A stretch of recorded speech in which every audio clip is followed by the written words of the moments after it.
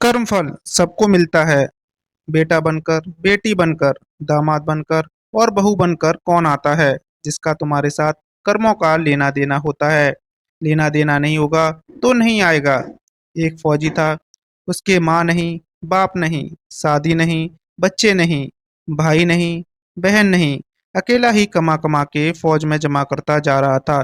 तो थोड़े दिन में एक सेठ जी जो फौज में माल सप्लाई करते थे, उनसे उनका परिचय हो गया और दोस्ती हो गई।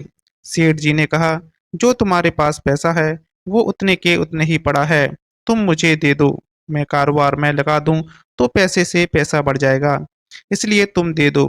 फौजी ने सेठ जी को पैसा दे दिया। सेठ जी ने कारोबार में लगा दिया। कारोबार उनका चमक गया, खूब कमाई होने लगी, कारोबार बढ़ गया। थोड़े दिन में लड़ाई लग गई। लड़ाई में फौजी घोड़ी पर चढ़कर लड़ने लगा। घोड़ी इतनी बदतमीज थी कि जितनी जोर जोर से लगाम खींचे उतनी ही तेज भागे। खींचते खींचते उसके गल्फर तक फट गए, लेकिन वो दौड़कर दुश्मनों के गोल में जाकर खड़ी हो गई। दुश्मनों ने वार किया, फौजी भी मर गया, घोड़ी भी मर गई। अब सेठ जी को मालूम हुआ कि फौजी मर गया, तो सेठ जी बहुत खुश हुए कि उसका कोई वारिस तो नहीं। अब ये पैसा देना किसको, अब मेरे पास पैसा ही पैसा। कारोबार भी चमक गया, लेने वाला भी नहीं रहा। तो सेठ जी बहुत खुश हुए। तब तक कुछ ही दिन के बाद सेठ जी के घर में लड़का पैदा हो गया। अब सेठ जी और खुश कि भगवान की बड़ी दया है, खूब पैसा भी हो गया, कारोबार भी हो गया, लड़का भी हो गया, लेने वाला भी मर गया। सेठ जी बहुत खुश। वो लड़का होशियार था, पढ़ने में समझदार था। सेठ जी ने उसे पढ़ाया लिखाया। जब वह पढ़ लिख कर बड़ा हो गया तो सोचा कि अब ये कारोबार संभाल लेगा, चलो अब इसकी शादी कर दें। शादी करते ही घर में दुल्हन आ गई।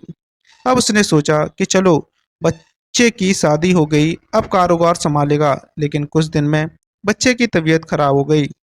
अब सेठ जी डॉक्टर के पास, हकीम के पास, वैद्य के पास दौड़ रहे हैं।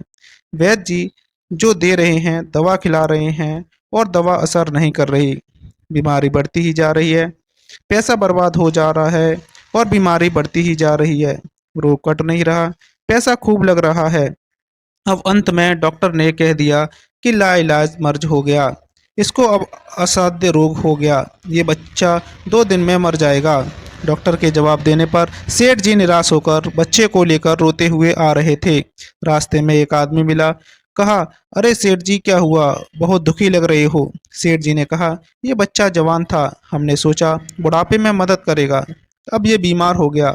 शादी होते ही हमने इसके लिए खूब पैसा लगा दिया, जिसने जितना मांगा उतना दिया, लेकिन आज डॉक्टर ने जवाब दे दिया, अब ये बचेगा नहीं, असाध्य रोग हो गया, लाइलाज मर्ज है, अब ले जाओ, घर 2 दिन में मर जाएगा। आदमी ने कहा, अरे सेठ जी तुम क्यों दिल छोड़ रहे हो, मेरे पड़ोस में वैद्य जी दवा देते हैं, 2 आने की पुड़िया खाकर मुर्दा भी उठकर खड़ा हो जाता है, जल्दी से तुम वैद्य जी की दवा ले आओ। सेठ जी दौड़ कर गए, 2 आने की पुड़िया ले आए और पैसा दे दिया। पुड़िया ले आए, बच्चे को खिलाई, बच्चा पुड़िया खाते ही मर गया। बच्चा मर गया। अब सेठ जी रो रहे हैं, सेठानी भी रो रही हैं, और घर में बहुरानी और पूरा गांव भी रो रहा है। गांव में शोर मच गया कि बहुरानी सेठ की कमर जवानी में टूट गई। सब लोग रो रहे हैं। तब एक महात्मा जी आ गए। उन्होंने कहा, भाई क्यों रोना धोना लगा है। लोग बोले, इस सेठ का एक ही जवान लड़का था, वो भी मर गया, इसलिए सब लोग रो रहे हैं, सब दुखी हो रहे हैं। महात्मा बोले, सेठ जी रोना क्यों। सेठ, महाराज जिसका जवान बेटा मर जाए वो रोएगा नहीं तो क्या करेगा। महात्मा, तो आपको क्यों रोना। सेठ, मेरा बेटा मरा और किसको रोना। महात्मा, और उस दिन तो आप बड़े खुश थे। सेठ, किस दिन। महात्मा, फौजी ने जिस दिन पैसा दिया था। सेठ, हाँ, कारोबार के लिए पैसा मिला था तो खुशी तो थी। महात्मा, और उस दिन तो आपकी खुशी का ठिकाना ही नहीं था। सेठ, किस दिन। महात्मा, अरे जिस दिन फौजी मर गया, सोचा कि अब तो पैसा भी नहीं देना पड़ेगा, माल बहुत हो गया, कारोबार खूब चमक गया, अब देना भी नहीं पड़ेगा, बहुत खुश थे। सेठ, हाँ महाराज खुश तो था। महात्मा, और उस दिन तो आपकी खुशी का ठिकाना ही न था, पता नहीं कितनी मिठाइयाँ बट गईं। सेठ, किस दिन। महात्मा, अरे जिस दिन लड़का पैदा हुआ था। सेठ, महाराज, लड़का पैदा होता है तो सब खुश होते हैं, मैं भी तो हो गया तो क्या बात। महात्मा, उस दिन तो खुशी से आपके पैर जमीन पर नहीं पड़ते थे। सेठ, किस दिन। महात्मा, अरे जिस दिन बेटा ब्याहने जा रहे थे। सेठ, महाराज, बेटा ब्याहने जाता है तो हर आदमी खुश होता है, तो मैं भी खुश हो गया। महात्मा, तो जब इतनी बार खुश हो गए तो जरा सी बात के लिए रो क्यों रहे हो। सेठ, महाराज, ये जरा सी बात है, जवान बेटा मर गया, ये जरा सी बात है। महात्मा, अरे सेठ जी, वहीं फौजी पैसा लेने के लिए बेटा बनकर आ गया, पढ़ने में, लिखने में, खाने में, पहनने में और शौक में, श्रृंगार में जितना लगाना था लगाया, शादी ब्याह में सब लग गया और ब्याज दर ब्याज लगाकर डॉक्टरों को दिलवा दिया। अब जब दो आने पैसे बच गए वो भी बैद जी को दिलवा दिए और पुड़िया खाकर चल दिया।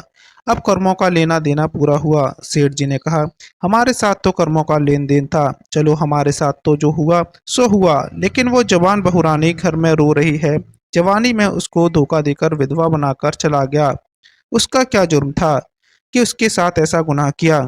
महात्मा बोले, यह वही घोड़ी है जिसने जवानी में उसको धोखा दिया, इसने भी जवानी में उसको धोखा दे दिया। वेद शास्त्र व पुराणों के साथ साथ सभी साधु संतों का कहना है कि यह संसार कर्मों का लेखा जोखा है, इसमें जो जीव चैतन्य है वो समझदारी से भवसागर पार हो जाएगा। तो दोस्तों, आपको ये कहानी कैसी लगी हमें कमेंट बॉक्स में बताएं और इसी तरह की और भी कहानी देखने के लिए, सुनने के लिए हमारे चैनल को सब्सक्राइब जरूर करें।